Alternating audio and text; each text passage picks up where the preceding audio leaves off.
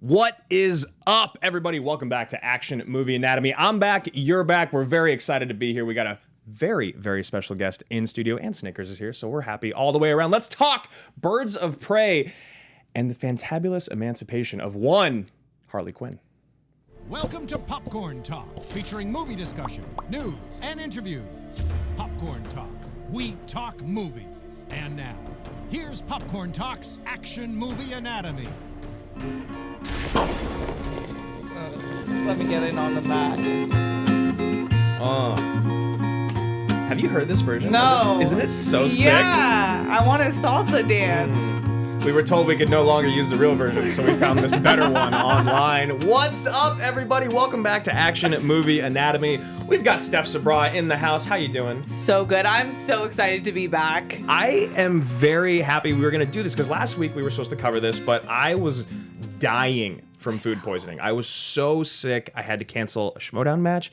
I had to cancel our show. It felt very uncharacteristic of me. Yeah, but now you're healthy and back. I'm ready, and I was worried that we don't like to cover new movies weeks after they've come out, because it feels like the heat. It feels like the hot is gone. The heat behind it is gone, but I thought it was really important that we cover this because of, there was the kind of abysmal first weekend at the box office, but not a huge drop-off in week 2, and I want to support movies that are like this. I think this movie is fantastic. It was a lot of fun, and I think even though we're late, this should still be a lot of fun to cover. I am so excited to cover it. As soon as we were talking, I'm like, this is the one. Yep. Let's do it. And we don't always agree, but I think we agree on this one. I know. I really think we do, and I was a little worried that I was going to be overhyped on this because, immediately after all of our friends, I don't know did you see a screener of it? No, yeah, okay. I couldn't. So I know that Ben, who's usually here, saw a screener and he loved it. I know he saw it with Roxy. She loved it. And I was hyped. I was ready to go, but I still went in with like an even keel, mindset, not too hyped up, not too overexcited. And I loved it. I had a great time. I loved it so much. I just saw it twice again, and I loved it even more. I think it's going to be one of those movies that 10 years from now, people will love this movie even more. I think so. I think there's a lot of the overhype that happens when any comic book movie comes out initially, and this one did not disappoint. So we'll get into that in just a minute. This is Action Movie Anatomy. You guys know and love the show. Let's talk about you for just 1 second, Steph. Where can the people find you? At Steph Sabraw, Sabraw. Yeah, and if you follow the Popcorn Talk on Instagram or on Twitter, her and Ryan, who is in the booth, or at least he should still be in the booth. What up? What's up, dude? How you doing? Doing great. Hyped to hear your thoughts on Birds of Prey. You guys put some pretty good shit out there. I'm just gonna say it right now. You guys kind of do the content that Ben and I think we're trying to do or wish that we could do, but you guys actually execute. Thank you. We get a little crazy. We get a little loco. So you guys recently did the Alt Oscars, which is a very, very, I love the idea. I love the concept of the show. It's basically, rewarding the movies that weren't recognized by the Academy, and then you guys decide who wins among them.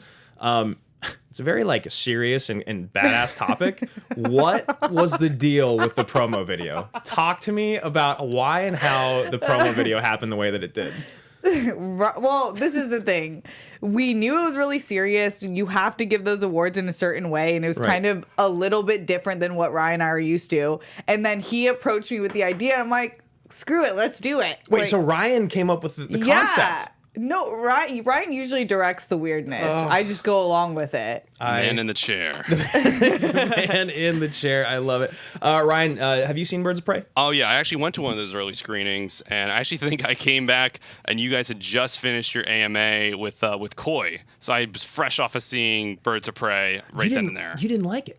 I was one of the few that was a little disappointed. I'm a little bit middle of the road for me. I had some issues with the editing. I thought the action was great, but after a while, I just thought it was a little bit too loose with the story. All the performances, fantastic, but if I'm being completely honest, I was a little underwhelmed. Okay, all right, that's fair. We'll get into it. But it feels good that we're at least on the same page. I know, yeah. It's very I know. nice. It's so weird. Usually I'm on the same page as Ryan. But not today. Not today. At least the guy next to me agrees. All right, so welcome to Action Movie Anatomy, you guys. We're going to do a couple shout-outs here at the top of the show. We got a Patreon, patreon.com/Team Action. Ben and I are doing a brand new series on there. We're going to go back and rewatch all of our Schmodown matches live with the chat and kind of react.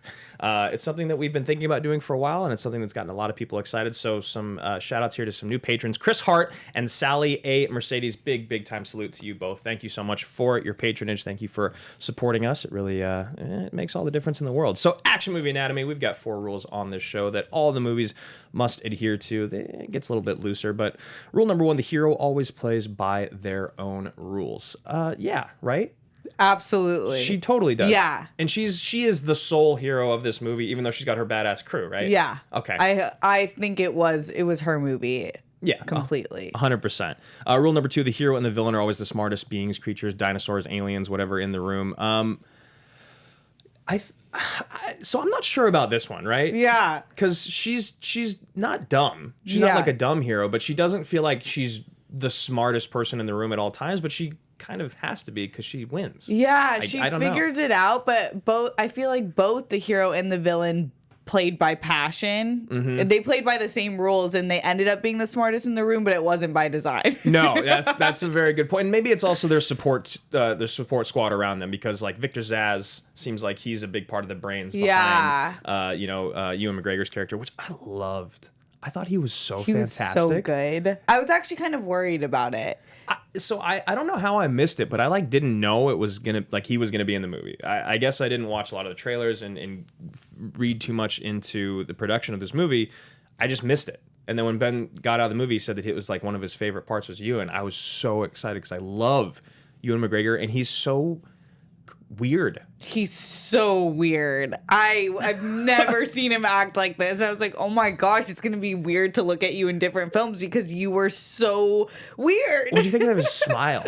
His like, I loved it. I'm like, you're a psycho. I'd never want to be in a room with you. No. Holy yeah. And I wasn't sure how intense he was gonna be, but starting the movie off with like cutting off people's faces. I didn't know that's what Black Mass was all about. No. I was really grossed out. I will say I closed my eyes. Did you? Yeah, I really don't like scalping people. Or skin peeling. I completely It's not agree. my jam. There's what movie is there's a movie, it's Nurse Betty. Nurse Betty has Renee Zellweger and Morgan Freeman, and there's a scalping at the beginning of the movie, and I saw it in theaters as a kid, and ever since then I'm petrified of it. I hate it. It grosses me out. Yeah. I really don't like it, but it made sense for his character. I just want to know who we would talk to this about and be like, I love scalping. I enjoy watching scalping. I love that scene. It's it my actually favorite. was really deep. Literally. Some crazy person that you have to be worried about would say that. That's true. This is true. So the movie is driven by a police, military, political figure, or a mercenary. She's not really any of those things, right? She's like an anti-hero. Yeah, she's definitely an anti-hero. She's not any of those things, right, Ryan? She's not a... Yeah. Yeah. She's kind of bad. Okay. All right. Thank you. Thank you for that. She's pretty evil. And then rule number 4, the movie contains a minimum of 1 explosion. It does. Most all superhero comic movies will have a minimum of 1 explosion. So today on the show, we're going to talk about thesis statement, fist pump, our favorite line, things that we always do. My thesis, I think, is going to lead us into another conversation that I'm excited to have, but also our top 3 favorite breakup movies.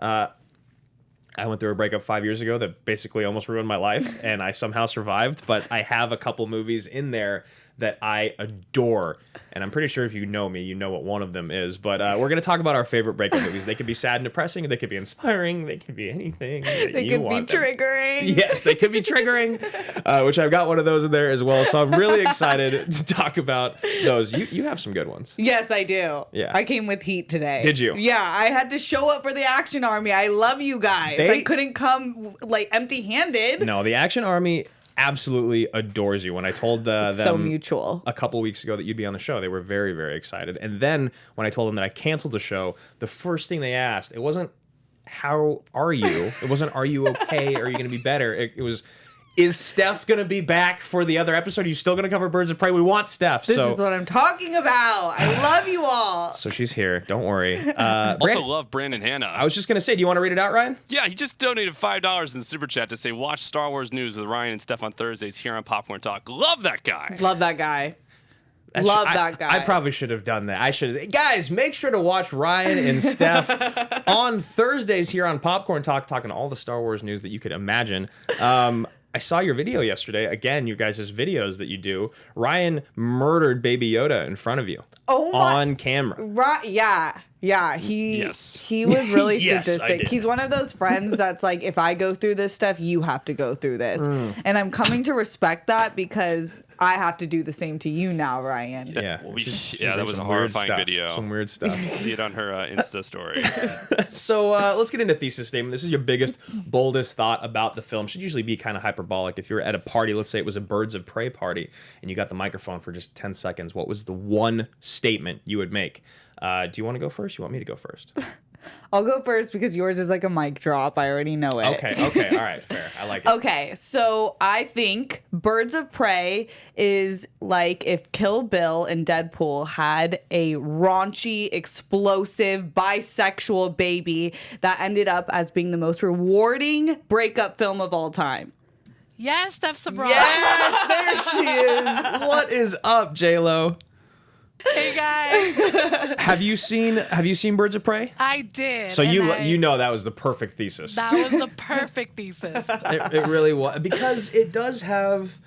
All right, so let's go through it step by step. Yes. So Kill Bill meets Deadpool, yes, because it's raunchy, it's funny, it's vengeance. Vengeance. It's also gory as hell. So gory, explosive cuss words, best fight scene. One of my favorite fight scenes in any DC movie. Which one? The jail scene, breakout scene. I love the jail break. Are you talking about when she goes in to the jail, like with the gun and the lock? That's me. That's my. Yeah. That was my. We're gonna get there. But yes, it was so awesome. So good. And it was like moving art. It was fucking beautiful. Right? It was so cool to look at. We're right here. Yeah, we are. It was like your nails are like the color of all the canisters. I am the explosion. So I love that thesis. It's like that's another thing that I love about having guests on the show is Ben and I, our thesis statements sound so it's like mine and his. It's like the way that we speak and the way that we form our thesis statements has been the same for 5 years. So anytime we have a guest on, it's cool to bring in a new one, because that's definitely not one that him and I would have ever come up with. Mine is it sounds like what we always say, but by the end of Margot Robbie's career, she will go down as the most successful and famous actress of all time. All time? All time. Over Audrey, over Catherine, over anyone ever. Julia Roberts had her moment. Sandra Bullock had her moment. Meg Ryan had her moment. Like, there's so many icons that I love, and I love to watch their movies. They've been around for decades and decades, and I think that's one thing you got to think about. Like the Meryl Streeps, the Katharine Hepburns, the Julia Roberts, the Sandra Bullocks. At this point, they've all been around for at least 20 years, right? At very minimum. So Margot's got a lot that she needs to do by the end of her career. But the thing is that she is. I mean, Ben and I talk about this because she started her career off in such an interesting way by going full frontal in Wolf of Wall Street, which is interesting because sometimes, you'll get painted into a corner when you do something like that as your first movie. But she was like, look, this is a Scorsese movie with Leo. This movie's good. I know exactly what I need to do, and this is a great role for her to pick. But then she went on to do other things like playing Tanya Harding and giving a performance that honestly should have at least been nominated, probably could have won. Agreed. The scene that she gives in the courtroom, the speech that she gives about like not being able to skate anymore. That's a bawl my eyes out scene every time. Anytime you turn it on, it doesn't matter what you're doing, you watch that scene and you bawl your eyes out. She's incredible. She is not only Harley Quinn at the same time that she's getting ready to be Barbie. Like, holy shit, could you be any more iconic? And you're what, like 30? It's insane. I hear no lies, Andrew. There's not, yeah. So I mean, I think that's my thesis. I don't know if there's any way to counter that. I mean, J-Lo, how do you feel about that thesis statement? Do you like Margot Robbie? Do you think her career is just like on an upwards trajectory that would never end? I believe so. I mean, she's kicking ass right now. So I definitely agree with that for sure. And she's not doing anything wrong. No. Like, she's not being a bitch. She's not problematic. Yeah, because we've heard with some of the greats right now, there's problems on set. I haven't heard one bad thing about Margot Robbie, and I love every movie she's in. Yeah. I think that she is so good. Her and Charlize Theron, and I think like Lupita Nyong'o is close up there. Yes. Those three women are just murdering everything they do. Well, that's what I wanted to talk about. That's kind of what the conversation I wanted to lead into was like, who were the other biggest contenders? Because for a long time it felt like Natalie Portman might be that, but then she had a baby and kind of just chilled out a little bit. She's only done a few movies in the last few years. I feel like she's done more in the past 2 years. Yeah. She's coming back. She's coming back, and I'm totally okay with it. I'm a big Natalie Portman fan. Anna de Armas is still like very, very fresh, very young. Charlize, God, I love Charlize Theron. She is so good. She's incredible. Her in Bombshell, oh my gosh. I need that. I guess maybe Tanya Harding was that role for Margot, but it wasn't even close to like Monster. Like, because that was like at the time when you saw Charlize being like, oh my God, you're the most beautiful creature on the planet. Yeah. And then you saw her come out as Eileen Wuornos, and you're like, what in the actual shit just happened in my life? Yeah. It's so crazy. Both of those women specifically are the hottest beings. Like, I don't know what person created them, but they did a really fantastic job. But then they do these roles, and you forget about beauty and looks, and they just turn into these either monstrous characters or a Harley Quinn, and you forget. Yeah. And that's the other thing is she's so good. She has such great acting chops. She's not just a pretty face. She doesn't just fill a role. She doesn't just have like the ideal, Barbie figure. So like, okay, she looks like Barbie. We'll cast her as Barbie. But like, that's also the Barbie's going to be directed by Greta Gerwig and written by Noah Baumbach. So what kind of crazy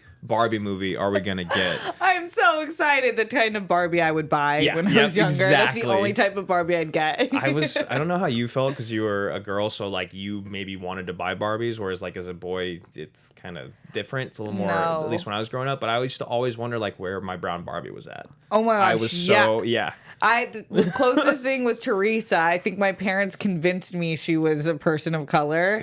Is that one of the Barbies? She's white with brown hair. So I was more upset about I guess I was more so looking for the Ken, because I was like, if Ken is only blonde and blue, then like what am I supposed to? You're hideous. No, I'm hideous. I know. You heard it here first on air. No, you're your own Barbie. Wow, she's 29. She's 29. 29? I'm so old. Wait, that makes me... I'm so old. She's 29? She's 29. So you think about like what she was doing at her... Yeah, so, okay. Good. Okay. Good for her. Good for you, Margot. Whoa. Damn. There you go, JLo. That's what's up. All right, so moving on. Let's get into our fist pump moment. This is the moment in the movie where you look around, you're like, holy shit, are you seeing this? I got to watch the rest of this movie. You want to call your friend if they've seen it already. Go, do you remember that part? Do you remember when this thing happened? They go, of course I do. That's my fist pump moment. So, why don't you go first? Because I wonder if we have the exact same one. I think we might. Yeah. It's as soon as Harley comes in with that gun that shoots out sparkles and paint and powder and smoke. That's, I think, my favorite weapon ever used in a DC movie. It is so perfect for her character and makes complete sense. But that entire scene, that was like 10 minutes of greatness. Yeah. So I always have a worry when I see someone like Margot Robbie playing Harley Quinn. And, for some reason, like, you look at Charlize as Furiosa in Mad Max, and there was not a moment for me to be like, yeah, I don't know if she could actually do that. Like, you watch Mad Max, you're like, she could totally kick Max's ass. I am 100% for it and with it, and I'm here for it. But I was worried with Harley Quinn how I was going to feel in, like, the fighting scenes. I saw the hair tie scene. It was, released online, and people were giving it a lot of crap. And out of context, I watched it and I was kind of like, all right, I don't know. But this scene set the whole tone of the movie because she is a total badass and she wrecks everyone and it's so believable. I was looking to see where it wasn't her. Okay, so it wasn't just me. No, you were like looking for the stunt double or anything. I could not find it, and I thought that was for all the women. They looked so badass. It was believable. I thought the sequences were amazing. I just love this entire scene. Yeah, I mean, all three of them feel so freaking badass. And Rosie Perez. I mean, let's not take too much away from her. I know that we were both a little... She's that character in every movie. Yeah. Pineapple Express, exact same character. Yeah. Yeah, I would hope from a Rosie Perez that she would be useful with knowledge, like what the cops are gonna do, right? You know what I mean? But in terms of that whole scene, that was just I would watch out and replay. And just as a woman, that ponytail scene was so relatable. Oh my, okay, so relatable. So I was watching it and I remembered that was the moment where people were like, "This is stupid," but like I thought about it. I know it's not at all. So like being someone that grew up with sisters and having a girlfriend, I understand. They're everywhere. Hair ties are everywhere. That's a thing. You've got three on or two. Yeah. I was like, what do you want as the audience, right? Because if you're sitting there watching the movie, you're going to be one of those people that's like, this isn't real. You'd be like, they wouldn't fight with their hair down. That doesn't make any sense. They couldn't see anything. So what are they supposed to do? Exactly. She didn't know she was getting into a fight. Right. Her hair wouldn't have been upped and prepped. It made complete sense because I've been in these moments before. Like, I've fought people and had to put my hair up. I'm always in a jail cell trying to fight my way out, and I always need a hair tie. This is relatable. Yeah, and when I watched it, I was like, you know what? No, it's genius. It's actually genius. just executed perfectly because if you want to be the real person picking apart, you would be like, why is their hair down? This would be so in the way. It would be so annoying. I would hate that if their hair was down, especially her hair because it was similar to mine. I couldn't fight. I need my hair up if I'm going to do anything action-packed like that. That was almost my fist pump because I'd heard it getting so much crap online. And then when I watched it in the movie, I was like, that's just good writing. Yeah. And they executed it really well. Yeah. That was one of those scenes where you're like, women were behind the scenes writing and directing this because they would think of those things, whereas just a man can't because you don't understand what it's like to have a mane on your head. Yeah, and then also, like, if it was a man making the decisions and your actress was, or even costume designer was like, well, maybe they should do this thing. They'd be like, I don't know. It doesn't seem necessary. Yeah. When it is very necessary. It is. So it does sound like we have the same fist pump. I'm trying to think if I had any other moments. The other one I do is it's like my favorite line, so I don't think I want to get into that.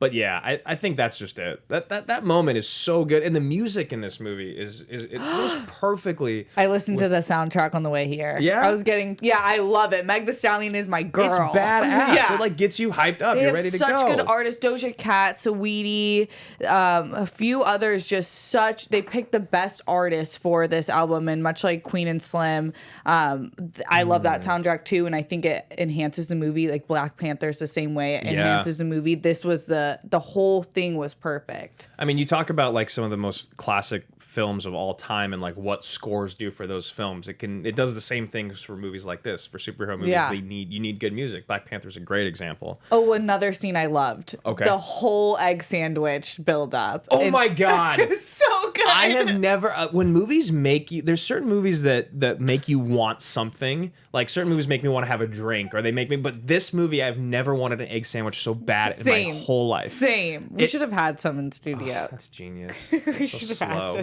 We're just eating it, just dripping all over. No. ASMR episode. What's that? We should have done an ASMR. Do you know that I'm obsessed with mukbang and ASMR?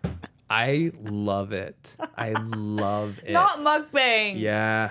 It's mukbang plus ASMR, so you get the best of both worlds. I could watch. Should we turn it on? You want me to turn it on? I mean, we can take a break.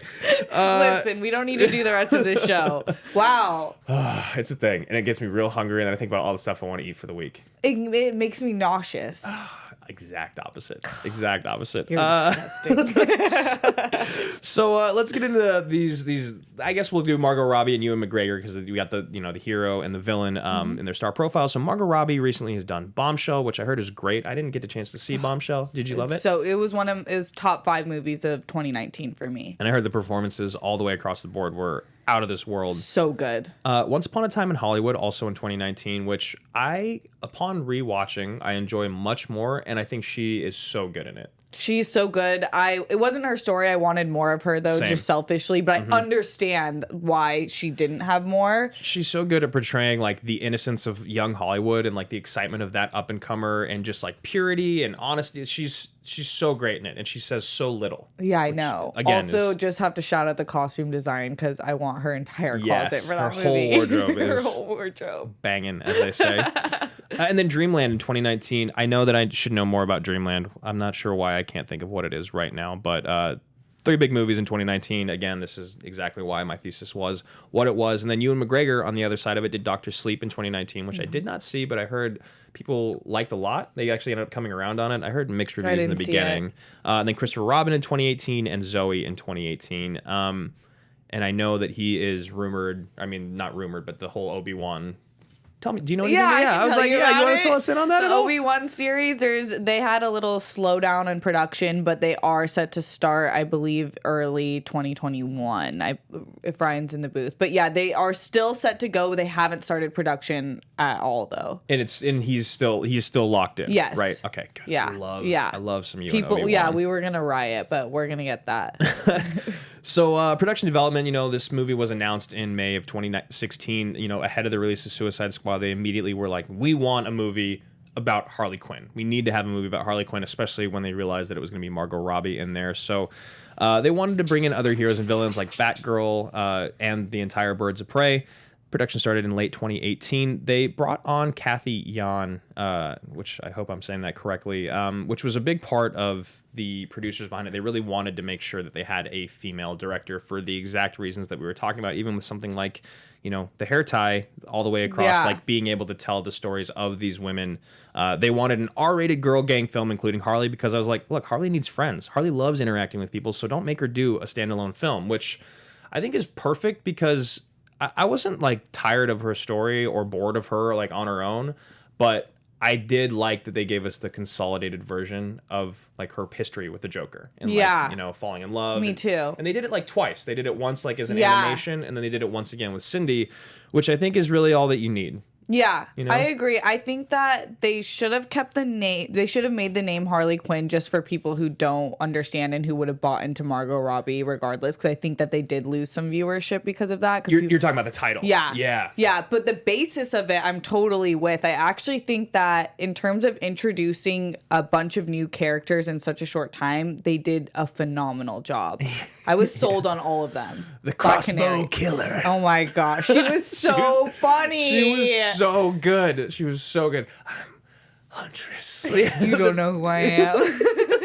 Oh, do you know who I am? Do you know who I am? Oh my god. Crossbow killer. Like we all practice in the mirror with some lines. Oh, I've definitely practiced lines in the mirror. And then Journey is just a badass. Like she is a sexy badass. Her voice is incredible. Oh my gosh, like queen. Everything about her, I was in love with her in this movie. Oh my god, yes. She gave body, she gave face, action. There it is. So here for it, queen. Her fight scene was so awesome out in the alley between those two dudes. Again, it was like you look at this and I'm like, I believe it. I believe that girl could kick their ass and my ass, no problem. Like without even breaking a sweat. And I also love how that was like her introduction to Black Mask. And being like, oh, wow, she can... Let's actually make her do something else. I love that scene. That was one of those deeper scenes where you could tell a woman wrote it because we've all been faced with that problem where we might not know a woman, but we see her getting taken advantage of, and you like have to step in. It's our role as queens together. She almost walked away. She almost drove away. She was just about to let it go, and then she's like, I just can't. Yeah. And I was so happy because I didn't know if she was going to be good or bad. Same. I didn't know if she would care. But I thought that was a really powerful moment because we're all faced with that issue. We're like, we don't know them, but I think 2020, I know it's our responsibility to watch out for each other. How did you feel about the relationship between her character, Black Canary, and Black Mask? That wasn't explored as much as I would have liked because at first it just looked like she was a side singer. Then I guess that was his little bird that he was obsessed with, but I wasn't attached to the obsession because it wasn't shown that much. I wanted like a little nugget of like messed up like mental trauma or like some weird fucked up relationship like between Joker them. and Harley. Exactly. Like I wanted just like one little extra thing to add to it other than just like, I mean, I get it. She gave him a job, took her off the streets, is what she says, and then that was her justification for being a driver. But I just felt like there was a little bit more to go deeper, like psychologically. Yeah, 100%, because that's a quintessential abusive relationship where a woman stays in regardless of love just because they think that they owe someone something. Exactly, and that's and like I guess we could get there. We did the work on our own, but I think it would have been nice to get spoon-fed just a little bit more, just a little bit. I agree. So before we get into critical and box office, let's talk about some of our favorite breakup films. Yes! Yay! Everyone loves a good breakup. We love breakups. Oh man. Yikes. Oh yikes. They're the worst. They're the worst. They're the absolute worst. I don't know if you've gone through one recently, but like I said, I went through one 5 years ago, and that about killed me. Yeah, I went through one recently, and it's the worst. It's the worst. Like it makes you look at life differently. It does, and usually for me, I like to self-medicate with alcohol and movies. That's what I do. Is I just sit and then pizza. And then you watch depressing movies. I just watch depressing movies. See, I haven't been able to watch movies like Marriage Story because I'm afraid that it's going to send me further into lifetime of singlehood. Oh yeah. Yeah. Like Marriage Story specifically, you look at if you watch it, you're like, even if you're not in a relationship, you're like, I could get a divorce. And you're like, why do I want to get married? No, yeah. You know, like if I run into Laura Dern, I'll divorce anybody because that woman can convince me of anything in that movie. And yeah, so that part. That movie's really interesting. That's not going to be on my list. Same. Let's go. We'll go back and forth. Okay. 3-1. Number 3. What is your number 3 breakup film? Girls Trip. I thought. Yeah. So I actually haven't seen Girls Trip. You have to see it. It's so funny. It's my funny breakup movie because we don't always get a funny one, but this one was my funny one, and I just love this movie. The entire cast is amazing. Yeah. You would love it. Okay. It's actually really, really funny. It's got a 91% on Rotten Tomatoes. Because it's hilarious. People enjoy this. Okay. All right. I'll check that out. So my first one is there we go. She's out of my league. I don't know why I love this movie. I know I said before the movie she's just not that into you, or he's just not that into you, but she's out of my league. I don't know why I love this movie, but I think it's just because of how annoying and like awkward Jay Baruchel is, but he's also so endearing and lovable. Where is he? I don't know. I don't know what he's doing. But then Alice Eve, like them together, TJ Miller, like in his prime, something about Kristen Ritter being a bitch in this movie. Everything about this movie, whenever I watch it, I'm just like sitting there smiling and having a good time. And it's like, if you're going through a breakup, you're like, I could get anybody. I really could. I should never settle. I could be with Alice Eve. That's true though. Never settle. Never settle. Never settle. So She's Out of My League is my number 3. Good choice. Okay.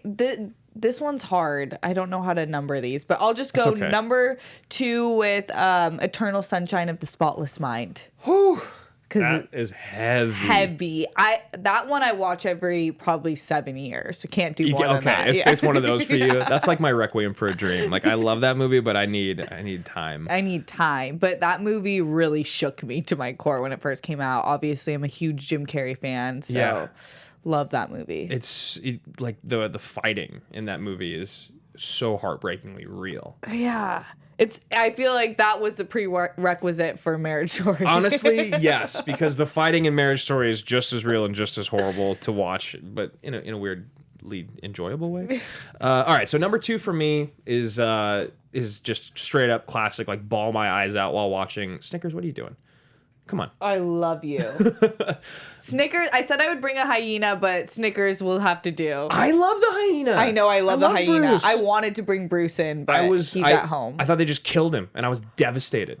I was like, how did they? Her props were so good. Everything. Yeah. Her costume design, her props, and then the idea of Bruce was. I had a mini fist pump when it showed the guy that said the thing in the animal store, and then the next scene was just Bruce chewing on his leg. I was like, this is amazing. I was like, all right, this is good. I'm into this movie. So number 2 for me is Blue Valentine. I've told you about this movie. Yeah, I love it. You have. You've seen it or no? Yes, it is only once because it is that scarring, Andrew. And you put yourself through this yearly, I think. I love it. I do. I watch it once a year at least, and If Michelle Williams and Ryan Gosling can't make it work, then we're all just screwed, right? Like, come on. Yeah, you can't. I just can't go to that movie. I think that came out right after one of my first horrible breakup. It's just so. Scarred me. The movie is scarring as well. Like, all right, come here. It's just like it's heartbreaking. You see like Gosling get kind of chubby and balding, and then you realize you're like, oh my god, it happens to everyone, even Ryan Gosling. And yeah, so that's my number 2. It's the inevitable. I wonder if I think Snickers made it on camera. I hope he did. But yeah, that's my number 2. Okay, number 1, 500 Days of Summer. I remember when this came out, it was like the first time indie films were really, really talked about in a positive way, at least from my perspective. I hadn't had that much hype around indie films before, and I love this movie. God damn it, this movie. Right? Yes. Like, the whole time, you're just like, I can't wait until they finally get together. It's going to be so great. Married, it's going to be this beautiful crescendo. There's going to be birds. And then they just don't. But that's life. I know. That's life. And it was a good lesson for a young Steph. Well, yeah, that's fair. Yeah, this movie came out when I was in college. I was working at Blockbuster at the time. And I actually didn't watch it. I didn't watch it until like a few years ago. And it is, it's a rough one. It's heartbreaking. Well, I'm curious what your number one is. So my number one, it's funny. You'll like the people in the chat that will laugh because it's Warrior. It's like my favorite movie of all time. It's the same one. It's like, what's your favorite movie? What's your best action movie? What's your da-da-da? What's your favorite breakup movie? It's Warrior because Warrior, I would every single night when I first went through my breakup, I stayed on Ben's couch for like 2 months because we had like a house, the whole thing, house and dog and yard, the whole nine. So I went from that to like staying on Ben's couch, and I would drink at least a half a bottle of whiskey every day, usually probably the whole one. And I would watch every night. I would pass out on the couch crying, watching Warrior. That was my life.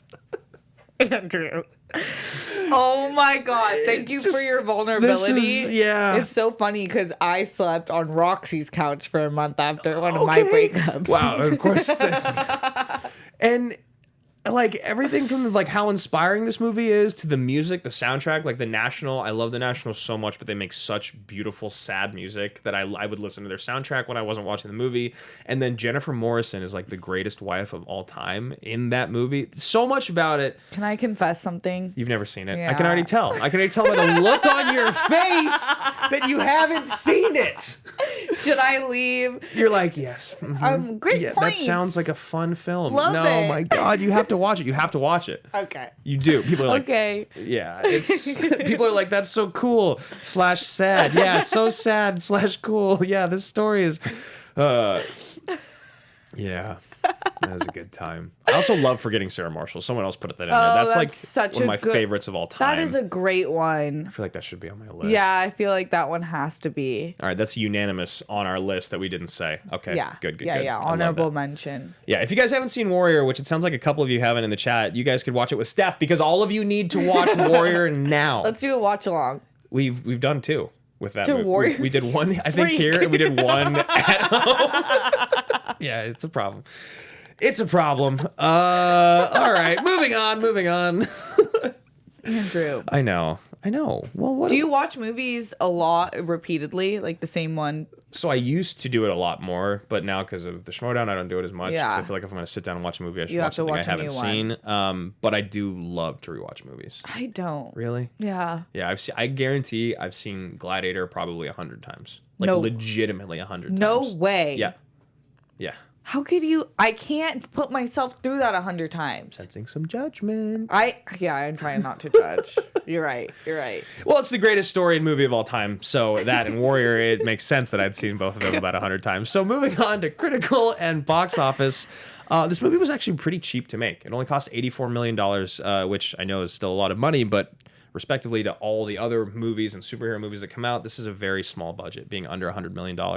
And it did pretty well for itself, in terms of making its money back. It grossed a total of $173 million worldwide, with 72 of that being domestic, and that was as of, I think, 2 days ago. Wait, what? How much did it gross, you said? So 72 million domestic, 101 foreign, and then a grand total of 173. Okay. Yeah, you okay with that? Yeah, I'm okay with that. Yeah, I think we could have done better, but I'm okay with that.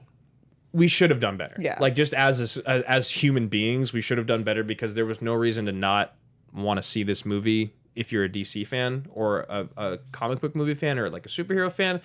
I think a lot of people were, I hate to say this every single time because I'm not saying strictly this is not why, like that's not why this movie didn't do great, but toxic masculinity is a real thing on the internet, and it definitely was. This movie already had an uphill battle. The fact that they clipped out one of the biggest fight scenes in the movie to put online to make fun of a hair tie scene, that doesn't happen in Avengers Endgame. Yeah. Nothing gets released in Avengers Endgame other than exactly what the studio wants you to see.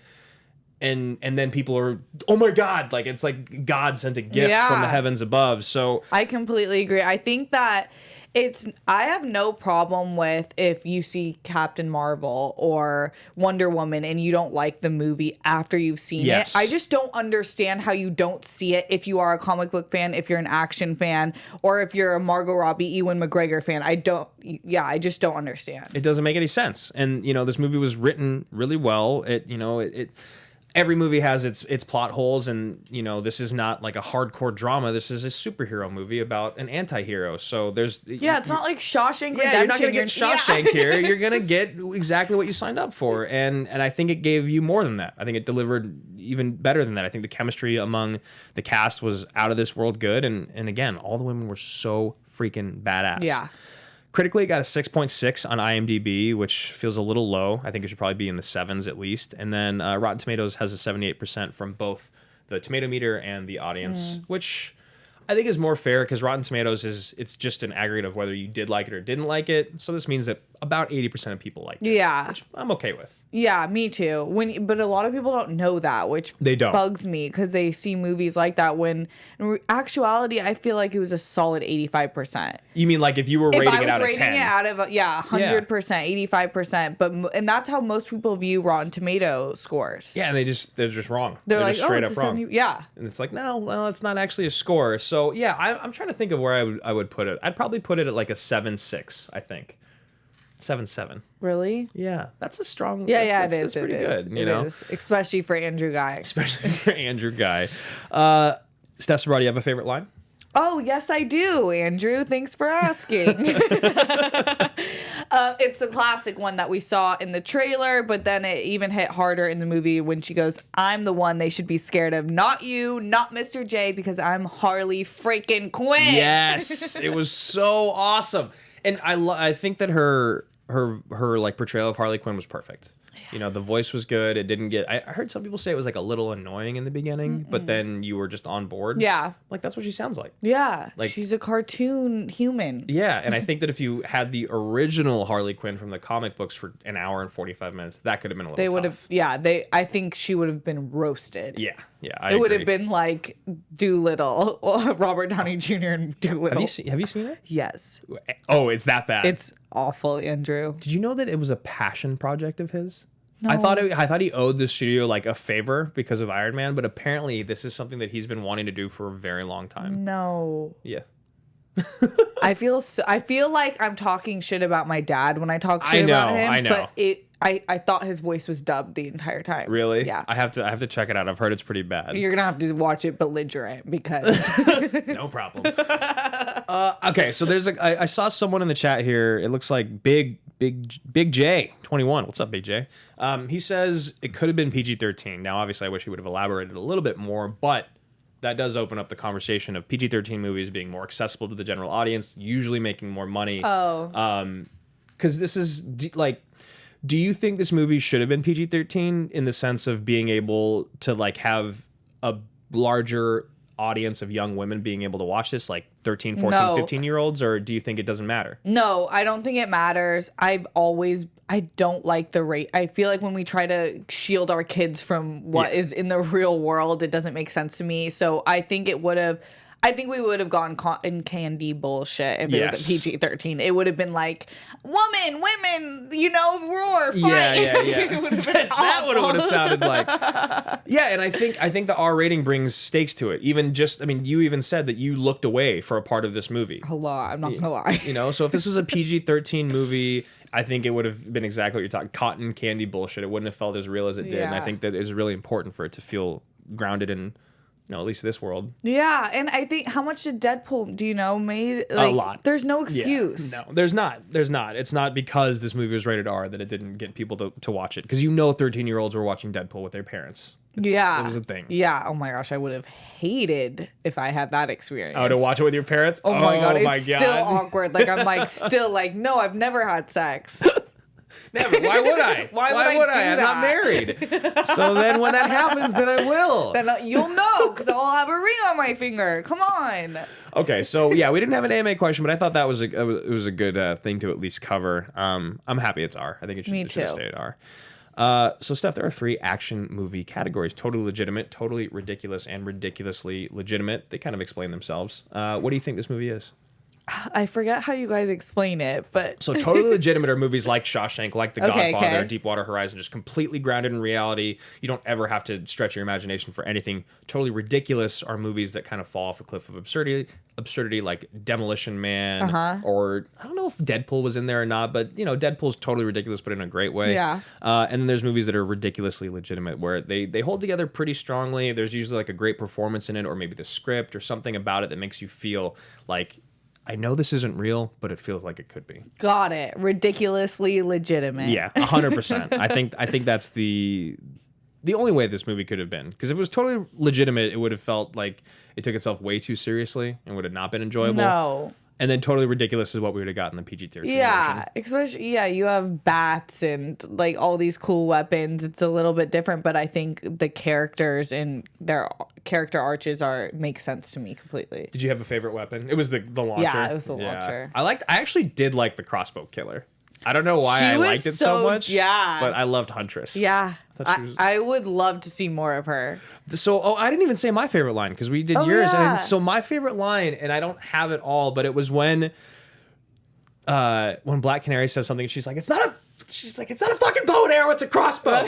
And then she's like, you got anger issues. She's like, I don't have anger issues. And then Harley Quinn comes up and she drops like this beautiful little nugget of straight up being a therapist, like being a psychologist. I have it, Do you have it? Yeah. Oh my God. Okay. Psychologically speaking, vengeance rarely brings the catharsis we hope for. Yes. I love that line. And it was like the three of them together as a squad for the first time, and like already the way that they work together, the chemistry on screen was excellent. Like you've got Harley Quinn, who's just off the cliff of absurdity. You've got Huntress, who takes herself way too seriously, and then Black Canary, who's just like us. Yeah, like she is us. She's like, this just happened. Yeah. So I love that. I'm so glad you had it written down. That was one of my favorite parts about her character, is that you forget she has a PhD. She's a smart girl. She's just crazy. Yeah, I know. I loved in the beginning. Oh, also like Bones going the wrong way when she jumped on the driver's legs in the beginning because he called her dumb. In the club, and she like just jumps from the stage onto his legs. They go the wrong way. Also, didn't she do that again later on, like with another guy's legs that she broke like in 3 different ways, and then Yeah, she did. I got hot just thinking about it. I don't like when bones go the wrong way. Yeah, no. So yes, I will have to agree with you. Ridiculously legitimate. That seems completely appropriate. So we only got one more thing to do on the show, Steph, and that's called the pitch. Wow. There it is.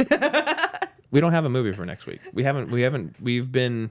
Ben and I are slacking. He's been out of town. I've been dying, but I'm better now, and he's coming back. So just make sure you're following us on Twitter at Team Action Show, at Andrew Ghai, at Ben Bateman Media, at Steph Sabraw. Check all of us out. Steph, what else? Let's talk about you for just one more second. Okay. What other stuff are you doing right now that we can watch you do on the internet? Okay, well, Star Wars news, Thursdays, 4 p.m. PST at the Popcorn Talk. Also doing a few different after shows at AfterBuzz. If you're into health and wellness, I do a show with Maria Menounos, the CEO, the big boss of this place, and it's called Better Together with Maria. That drops on Mondays. Kathy on there, right? Yeah, Kathy Kelly was on it. It was a really good episode. We played Never Have I Ever, so you find out some things. Yeah. And then we have some secret stuff in the works with me and Roxy and Dorina. Yeah. Oh, that's exciting. Teases to come. Yeah. Oh, I love that lineup. That's gonna be good. All right, I want to know all about this, and then you need to come on the Action Guys sometimes. Yes. We would love to have it. It's a show that we do every Sunday from usually 6 to 8 p.m. Talk entertainment news. We talk Schmodown a little bit, but then we usually talk to the chat a lot. So it's just kind of like a 2-hour, not daily show, but weekly show that Ben and I do. I'd love to. I love you guys, and you guys have such a good show. It's because of like you said it before, the Action Army. They literally are our lifeblood. Thank you guys so much. So a few shout outs that we got to do here. We got Commanders in Chief, Alex and Lucas Shashek. Big time salute to you guys. They donate at the highest level on our Patreon, a level that we didn't think anyone would ever donate at because it was a joke level, and they did it. So big ups to them. You rock. They really do. 5-star generals, Paul Denuzio, John Getz, Jake Yakavetta, Mac, Ryan. Big time salute to you guys. Thank you so much for your support. I'm joining and of course, on the salute. Yeah, please do. Okay. Yeah. And then we got a bunch of generals here and a few new generals. We got Glenn Caesar, Mike Deacon, Liam Gilpin, Luke, Marshall, Haynes, Wow, there we go. Danny Joyce, Andrew Hayes, Kelsey Kirkland, Sadi Laman Maki, AJ Lancaster, Jeremiah Morris, Ferris Muthana, Carl Newell, Anthony Nugent, John Patterson, Eric Ritz, Oscar Romo, and Cody Seal. Big time salute to you guys. Thank you so much. We will see you same place, same time next week. Thank you for being here. Thanks for having me. Yeah. Bye. From producers Maria Menounos, Kevin Undergaro, and the entire Popcorn Talk Network, we would like to thank you for tuning in. For questions or comments, be sure to visit popcorntalk.com. I'm Sir Richard Wentworth, and this has been a presentation of the Popcorn Talk Network.